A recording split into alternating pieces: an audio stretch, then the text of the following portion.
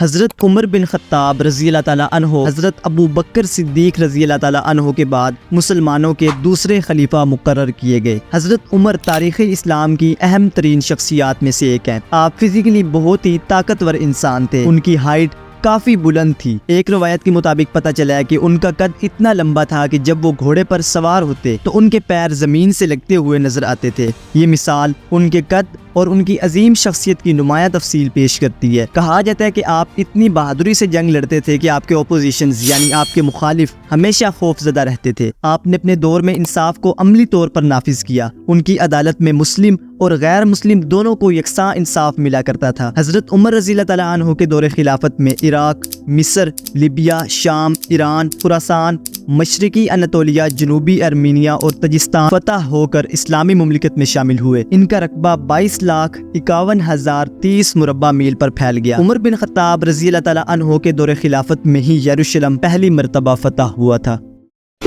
Syria میں جہاد ختم نہیں ہوا ہے، دمشق میں تو ہمیں فتح حاصل ہوئی ہے، مگر نہ ہم آرام کریں گے نہ فوج کو آرام کرنے دیں گے جب تک بیت المقدس نہ لے لیں انشاءاللہ۔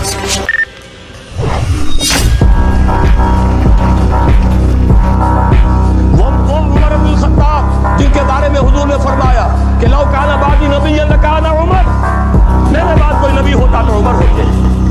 اسلام کوئی نہیں ہے جب تک کہ جماعت نہ ہو، اور جماعت کی کوئی حقیقت نہیں جب تک کہ ایک امیر نہ ہو۔ عمر بن الخطاب۔ السلام علیکم۔ آج ہمارے پاس آپ کے لیے ایک ایکسائٹنگ اور زبردست نیوز ہے۔ ایکچولی آج سے ہم ایک نئی اور بہترین سیریز شروع کرنے جا رہے ہیں جس میں ہم حضرت عمر بن خطاب رضی اللہ تعالیٰ عنہ کی زندگی کے ہر ایک پہلو کو بڑی ہی ڈیٹیل کے ساتھ ایکسپلور کریں گے۔ آپ کو اس سیریز میں کیا کچھ دیکھنے کو ملے گا؟ تو اس میں ہم لوگ حضرت عمر رضی اللہ تعالیٰ عنہ کی اسلام قبول کرنے سے پہلے کا دور، حضرت عمر رضی اللہ تعالیٰ عنہ کی اسلام قبول کرنے کا واقعہ، ان کی غزوات میں شرکت اور فتوحات عراق، شام، میدان یرموک، ان کی تعمیرات، بیت المقدس کا سفر اور بھی بہت کچھ۔ ہر ایپیسوڈ میں آپ کو حضرت عمر رضی اللہ تعالیٰ عنہ کی زندگی کے ریلیٹڈ ایک نیا اور دلچسپ ٹاپک ملے گا جس سے آپ ان کی زندگی سے انسپائریشن اور بہت کچھ نیا سیکھ سکتے ہیں۔ تو اس بہترین سفر کا حصہ بننے کے لیے چینل کو ضرور سبسکرائب کر لیں اور بیل آئیکن کو کلک کر کے آل پہ سلیکٹ کر دیں۔ اس سے یہ ہوگا کہ آپ کو ہر نئی ایپیسوڈ کا نوٹیفیکیشن فوراً مل جائے گا اور آپ کوئی بھی ویڈیو مس نہیں کر پائیں گے۔ تو چلیے آج کے ایپیسوڈ کی شروعات کرتے ہیں اور جانتے ہیں حضرت عمر رضی اللہ تعالیٰ عنہ کے اسلام لانے سے پہلے کی کہانی۔ Umar ibn al-Khattab. Before embracing Islam, he was one of its fiercest opponents. But his teachings and actions continue to inspire millions. His life is a model of justice, a pillar of faith, and a legacy that shaped the course of history.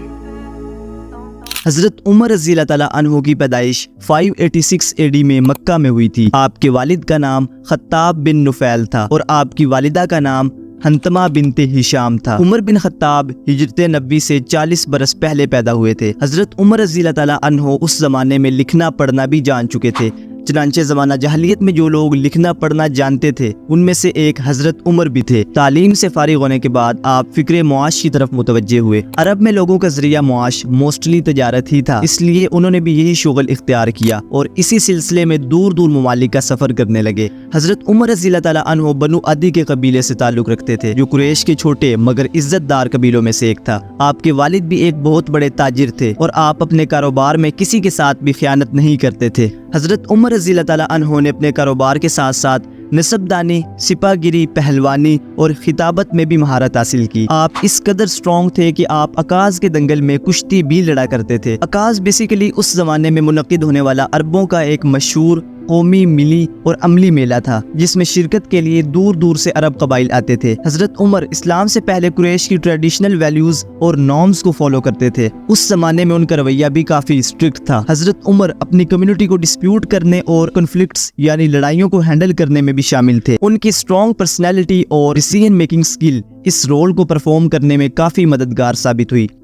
حضرت عمر اسلام قبول کرنے سے پہلے بڑی ہی شدت سے اسلام کے مخالف تھے۔ ان کی مخالفت اور اس دشمنی والے رویے نے انہیں مسلمانوں کے خلاف ایکشن لینے پر مجبور کیا۔ وہ قریش کے ان افراد میں شمار ہوتے ہیں جو اسلام کی مخالفت میں سب سے آگے تھے، اور ان کی اس مخالفت کا اثر ان کے کردار اور ایکشن میں واضح تھا۔ حضرت عمر اسلام کے پیغام کو کبھی نہیں سمجھتے تھے اور اسلام کے خلاف اوپنلی مخالفت کرتے تھے۔ ان کا ماننا تھا کہ اسلام مذہب آگے جا کے ہمارے لیے بہت بڑا خطرہ بن سکتا ہے، اسی لیے آپ فزیکلی بھی مسلمانوں پر ظلم کیا کرتے تھے، یہاں تک کہ آپ ان کے خاندان کو ان کے خلاف بھی کھڑا کرنے کی کوشش کرتے تھے تاکہ وہ اپنے مذہب کو چھوڑ کر اپنے پرانے بلیف پر واپس آ جائے۔ حضرت عمر کی اس سخت مخالفت کی وجہ سے مسلمانوں کو جسمانی اور ذہنی نقصان کا سامنا بھی کرنا پڑا۔ آپ اسلام سے پہلے بہت ہی سخت قسم کے انسان تھے۔ حضرت عمر جب 27 سال کے ہوئے تو اس دوران اسلام کافی تیزی سے بڑھنے لگا۔ دور دراز سے لوگ آ کر اسلام قبول کرنے لگے اور مکہ کی گھاٹیوں سے توحید کی صدا بلند ہونے لگی۔ تو حضرت عمر کے لیے سب کچھ دیکھنا بہت ہی مشکل ہو گیا تھا۔ آپ اس قدر غصے میں ہو گئے تھے کہ کہیں سے اگر آپ کو معلوم ہو جاتا کہ اس شخص نے اسلام قبول کر لیا ہے تو آپ اسی دن سے اس شخص کے دشمن بن جاتے۔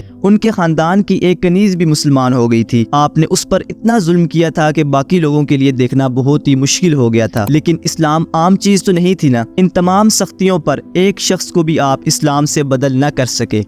قریش کے سربراہ آور اشخاص میں ابو جہل اور عمر اسلام اور حضرت محمد صلی اللہ علیہ وسلم کی دشمنی میں سب سے زیادہ سرگرم تھے، اس لیے حضرت محمد صلی اللہ علیہ وسلم نے خصوصیت کے ساتھ ان ہی دونوں کے لیے اسلام کی دعا فرمائی، جس کا ترجمہ کچھ یوں ہے: اے میرے خدایا، اسلام کو ابو جہل یا عمر بن خطاب سے معزز کر۔ مگر یہ دولت تو صرف عمر بن خطاب کی قسمت میں لکھ دی گئی تھی، ابو جہل کے حصے میں کیوں آتی؟ اور ایسا ہو سکتا ہے کہ ہمارے پیارے نبی حضرت محمد صلی اللہ علیہ وسلم نے کوئی دعا مانگی ہو اور قبول نہ ہوئی ہو۔ اس دعائے مستجاب کا اثر یہ ہوا کہ کچھ دنوں بعد اسلام کا یہ سب سے بڑا دشمن اس کا سب سے بڑا دوست اور سب سے بڑا جانثار بن گیا۔ ایک مشہور واقعہ جس کو عام طور پر ارباب سیر لکھتے ہیں یہ ہے کہ جب عمر اپنے انتہائی سختیوں کے باوجود ایک شخص کو بھی اسلام سے بدل نہ کر سکے تو آخر کار مجبور ہو کر نعوذ باللہ خود حضرت محمد صلی اللہ علیہ وسلم کو قتل کرنے کا ارادہ کیا اور تلوار کمر سے لگا کر سیدھے رسول اللہ صلی اللہ علیہ وسلم کی طرف چلے۔ راستے میں آپ کو اتفاقاً نعیم بن عبداللہ مل گئے۔ ان کے تیور دیکھ کر پوچھا، خیر تو ہے،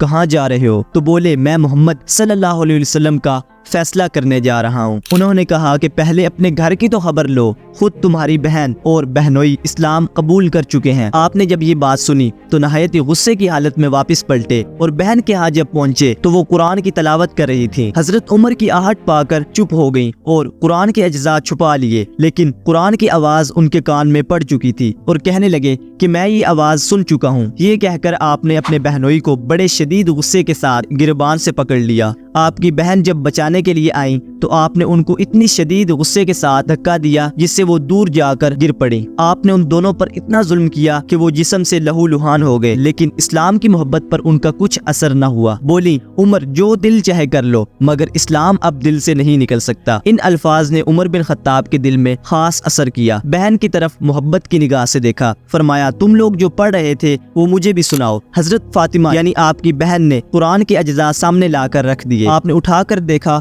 تو یہ سورت طٰہٰ تھی۔ ان کی ایک آیت پر نظر پڑتی ہے جس کا ترجمہ کچھ یوں ہے، یعنی زمین و آسمان میں جو کچھ ہے سب خدا کی تسبیح پڑھتے ہیں، وہ غالب اور حکمت والا ہے۔ ایک ایک لفظ پر ان کا دل مرعوب ہوتا جاتا تھا، یہاں تک کہ جب آپ اس آیت پر پہنچے یعنی خدا اور اس کے رسول پر ایمان لاؤ تو بے اختیار پکار اٹھے، اشہد ان لا الہ الا اللہ اشہد ان محمدًا عبدہ ورسولہ۔ یہ وہ زمانہ تھا جب حضور اقدس صلی اللہ علیہ وسلم ارکم کے مکان پر جو کوہ صفا کے نیچے واقع تھا وہاں پر پناہ گزین تھے۔ عمر بن خطاب نے آستانہ مبارک پر پہنچ کر دستک دی۔ یہاں تک تھا حضرت عمر رضی اللہ تعالیٰ عنہ کے اسلام لانے سے پہلے کا سفر۔ نیکسٹ ویڈیو میں انشاءاللہ ہم لوگ یہ دیکھیں گے کہ حضرت عمر رضی اللہ تعالیٰ عنہ نے کس طرح، کیسے، کہاں اور کس کے سامنے اسلام قبول کیا، اور جو پہلے اسلام کا اتنا بڑا مخالف تھا تو جب وہ مسلمان ہوا تو مسلمانوں کا کیا ریاکشن تھا، اور اتنا بہادر شخص دائرہ اسلام میں داخل ہونے کے بعد کتنا مخلص رہا اور اسلام کی خاطر کیا کچھ کیا۔ تب تک کے لیے سبسکرائب۔